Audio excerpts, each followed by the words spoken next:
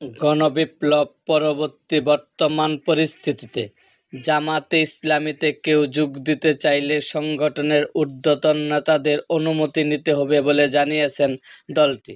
বিভিন্ন সংগঠন থেকে জামাতে যোগদানের সংবাদ প্রসঙ্গে দলের সেক্রেটারি জেনারেল অধ্যাপক মিয়া গোলাম পরোয়ার মঙ্গলবার এক বিবৃতিতে দলের এ অবস্থানের কথা জানান। তিনি বলেন, অতি সম্প্রতি বিভিন্ন সংগঠন থেকে বাংলাদেশ জামাতে ইসলামীতে কিছু লোকের যোগদানের খবর আমাদের দৃষ্টিগোচর হয়েছে। জামাতে ইসলামী একটি ইসলামিক রাজনৈতিক সংগঠন। যে কোনো ব্যক্তি জামায়াতে ইসলামীর আদর্শে উদ্বুদ্ধ হয়ে এ সংগঠনের লক্ষ্য ও উদ্দেশ্যের সঙ্গে একমত পোষণ করে জামায়াতে ইসলামীতে যোগদান করতে পারেন।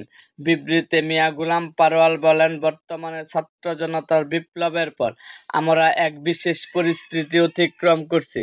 জামাতে ইসলামী বৈষম্য বিরোধী আন্দোলনে যারা শহীদ হয়েছেন ও আহত হয়েছেন তাদের পরিবারের পাশে দাঁড়িয়ে তাদের সুখে অংশগ্রহণ করার কর্মসূচি বাস্তবায়ন করছে। পাশাপাশি বন্যার্তদের সহযোগিতার কার্যক্রম চালিয়ে যাচ্ছে।